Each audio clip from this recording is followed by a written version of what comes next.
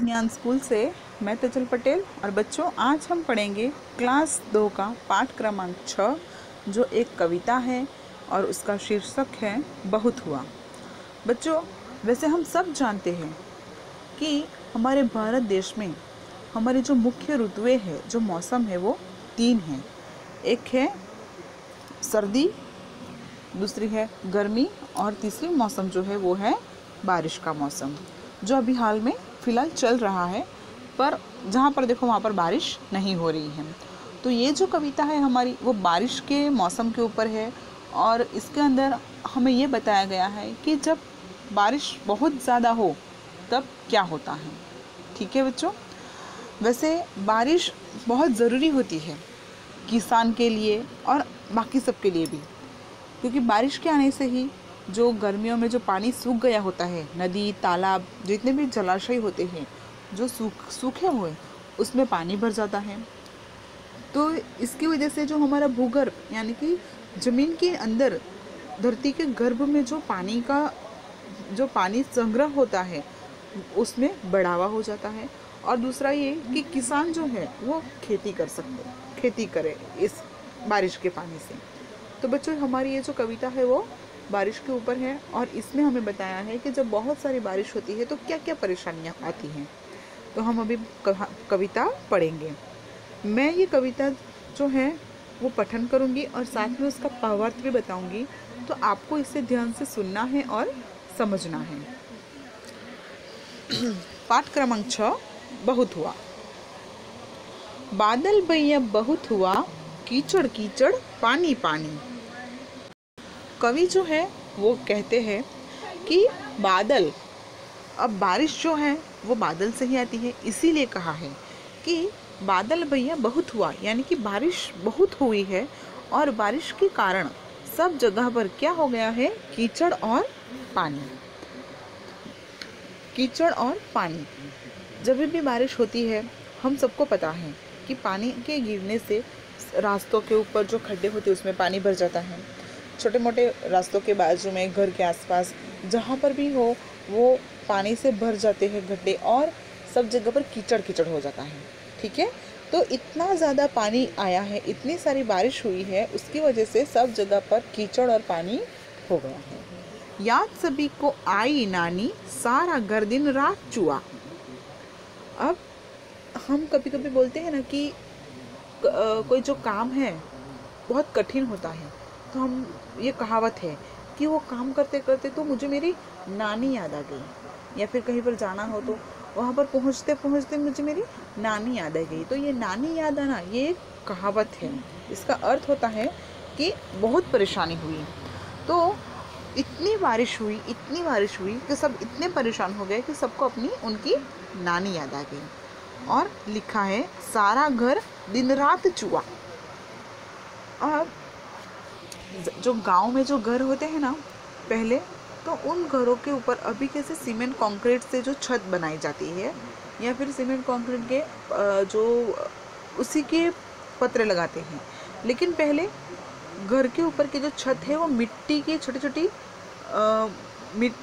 Plates रहती है, उससे बनाई जाती है। और वो प्लेट जो है उसमें अगर कहीं पर छेद हो जाए या वो प्लेट थोड़ी बीच में से हट जाए, उसके बीच में अगर गैप हो जाए, छेद हो जाए, तो वहाँ से पानी गिरता है। हाँ, तो ये देखिए, हमें पिक्चर में भी दिखाया गया है इस चित्र में कि पानी जो है, पानी की बूंदे जो है वो घर में टपक रहा है। बहुत पूरे घर में क्या हो रहा है, पानी टपक रहा है। तो चुआ का मतलब होता है टपकना, एक एक बूंद नीचे टपकना। इसलिए कवि कहते हैं कि बहुत ज़्यादा बारिश हुई, जिसकी वजह से घर जो है वो दिन रात चुआ, यानी कि घर में जो है वो दिन रात पानी टपक रहा है, बारिश रुकी नहीं गई है। जाए कहाँ कहाँ पर खेले, घर में फंसे बोरियत झेले, जो पिंजरे में मौन सुआ। कवि कहते हैं कि इतनी बारिश हो रही है बाहर कि हम बाहर जा ही नहीं पाते, और बाहर नहीं निकलेंगे तो खेलेंगे भी कहाँ। घर में खेले तो कितना खेलेंगे, ऊपर से घर में तो सब जगह पर पानी आ रहा है। तो कवि कहते हैं कि यह समझ में नहीं आ रहा है कि कहाँ जाए, घर में बैठ बैठ कर बोरियत झेल रहे हैं। बोरियत झेलना यानी कि उन्हें बोर हो रहा है, वो परेशान हो रहे एक ही जगह पर बैठ बैठ कर। जैसे कि अभी क्या चल रहा है हमारे देश में, कोरोना काल चल रहा है, और उसकी वजह से अभी तो हमारे घर के जो मम्मी पापा हैं उनकी अभी कुछ कंपनियां, कुछ दुकानें खुली है, तो वो घर के बाहर गए। लेकिन उसके पहले मार्च और अप्रैल का जो महीना था वो तो सब घर में बंद थे। अभी भी छोटे बच्चों को और बुजुर्गों को तो घर से निकलने के लिए मना ही है, क्योंकि सब जगह पर लॉकडाउन है। तो अभी कैसे घर में बैठ बैठ कर सब बोर हो रहे हैं। उसी तरह कवि कहते हैं कि बारिश की वजह से हम घर में फंस गए हैं, जैसे हम लॉकडाउन की वजह से घर में फंसे हैं।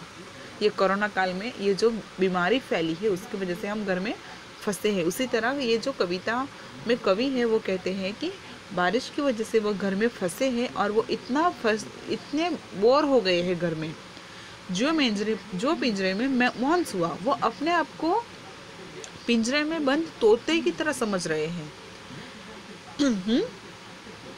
आपने देखा होगा कहीं पर कि पिंजरा है और पिंजरे के अंदर तोता रखते हैं, तो सुआ का अर्थ होता है तोता। ठीक है, तो कवि कहते हैं कि मैं अपने आप को ऐसे महसूस करता हूँ जैसे मैं किसी पिंजरे में बंद तोता हूँ। सूरज दादा धूप खिलाए, ताल नदी सड़कों से जाए, तुम भी भैया करो दुआ। अब कवि कहते हैं कि अब सूरज दादा से हम क्या करें, प्रार्थना करेंगे। ठीक है, तो सूरज दादा जो है वो धूप खिलाएंगे, और जब धूप आती है तो क्या होता है, वो पानी जो है वो सूख जाएगा।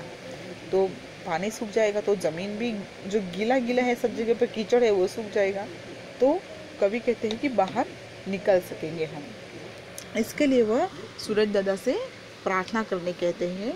और ये जो नदी की जो ताल है, जो सड़कों के ऊपर पानी जो है वो नदी की ताल की तरह बह रहा है, जिस तरह नदी बहती है वैसे सड़क के ऊपर से पानी बह रहा है, वो भी सूख जाएगा।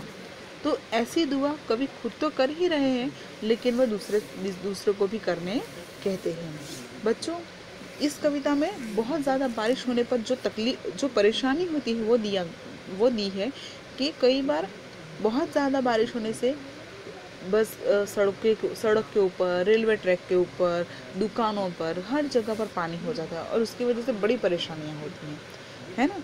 कहीं घर में पानी घुस जाता है तो घर का जो सामान होता है वो बह जाता है। दुकान में पानी घुस गया तो दुकान के अंदर जो सामान होगा वो भी ख़राब हो जाएगा। तो बहुत सारी बारिश होने पर ये परेशानी होती है। और ये जो पानी का जो बहाव ज़्यादा हो जाता है, बराबर, जिसे हम रेल कहते हैं, ठीक है, तो वो रेल में कई बार ऐसा होता है कि वो अपने साथ इंसानों को भी ले जाती है। बहुत ज़्यादा पानी होने पर ये होता है।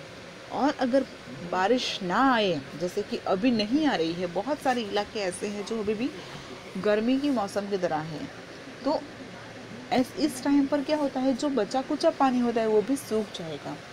और पानी नहीं होगा तो खेती नहीं होती है, और बिना खेती के अनाज नहीं होगा।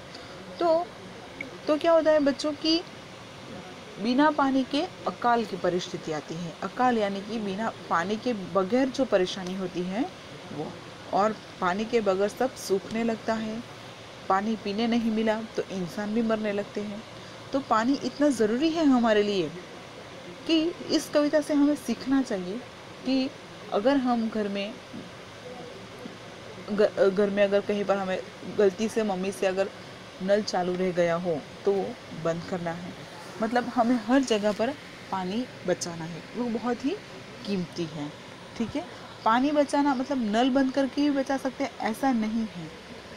पानी बचाना है तो बहुत बार ऐसा होता है कि हमारे घर का जो कचरा होता है वो कुछ लोग होते हैं जो उसे नदी या नाले में फेंक देते हैं, तो वो नदी का पानी तो खराब होगा ही।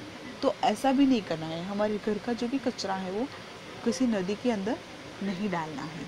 ठीक है बच्चों, तो इस तरह से हम हमारी प्रकृति की रक्षा कर सकते हैं। और जैसे यहाँ पर घर में फंसकर बोरियत झेल रहे हैं, तो एक तरफ से हम इस बीमारी की वजह से जो हम घर में फंसे हैं तो उसके लिए हमें क्या करना है, अपनी सेहत का ख्याल रखना है। तो बाहर और थोड़ा बोर हो लेते हैं, ठीक है, कुछ समय के लिए और हम बोरियत झेल लेंगे, पर हम अभी बाहर नहीं निकलेंगे और अपना ख्याल रखेंगे। ठीक है बच्चों, धन्यवाद।